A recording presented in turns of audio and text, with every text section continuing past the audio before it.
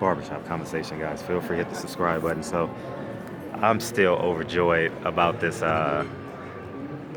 fight, and I want to talk about John David Jackson. I'm probably going to do 3, 4, 5, 6, 7, 8, 9, 10, 11, 12, 13, 14, 15, 16, 17 videos on this fight, man. But I'll probably do it subject matter by subject matter. But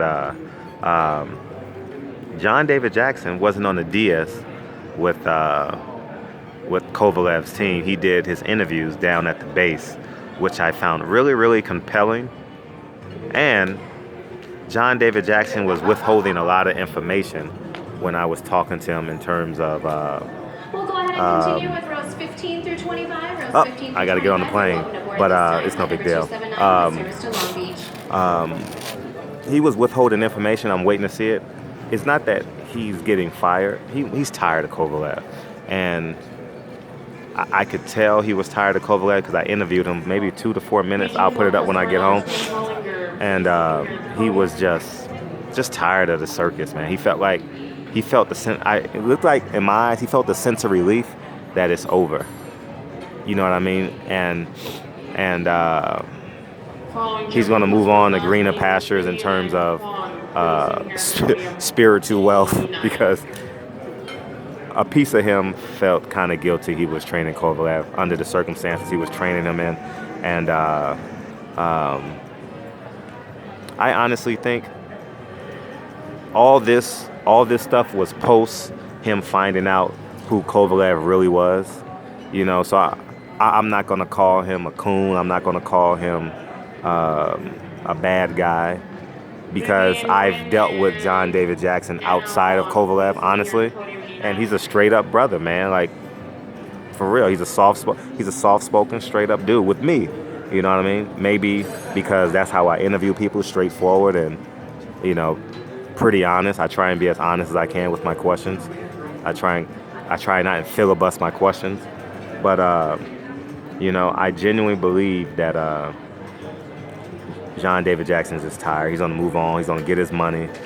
And be honest, guys, if you were in his position and you had already counted the money you were getting, meaning that you have mortgage payments, you have a daughter in college. I'm assuming he has these type of things. You understand what I'm saying? You stay the course.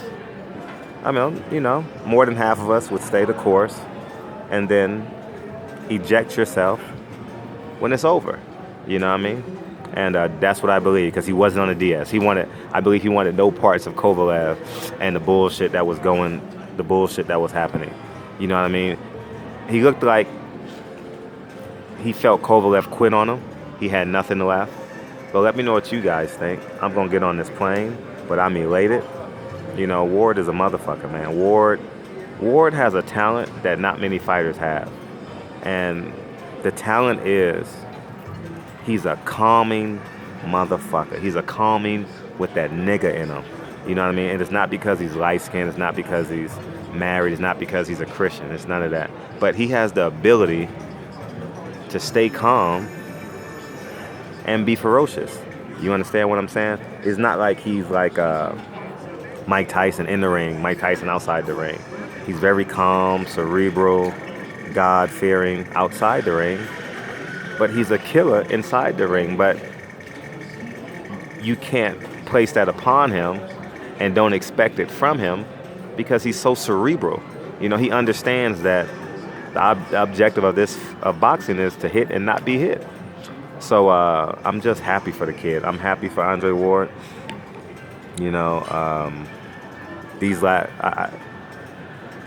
2 fights has been amazing for me, and I'm happy for the kid. I'm going to cut this video short down so it can upload, because I got to cut my stuff off when I go. So anyways, man, Barbershop conversation. Feel free to hit the subscribe button. All the haters and the racists. All those other channels are hurt right now because right now Andre Ward is number 1 and Terrence Crawford is number 2 on the pound for pound list, and that's not debatable. That's literally not debatable. It's no way you can put Vasyl Lomachenko before him, although I do believe Vasyl Lomachenko is the best 130-pound fighter in the world, and I bet him blind against anybody at 130. So, but moving up in weight in terms of pound for pound. He's not that. You can't be that with a 9-1, 8-1 record. Anyways, man, barbershop conversation. Let me get on this plane. I'm heading back to the land of milk and honey, LA. I'll holler, guys. Peace.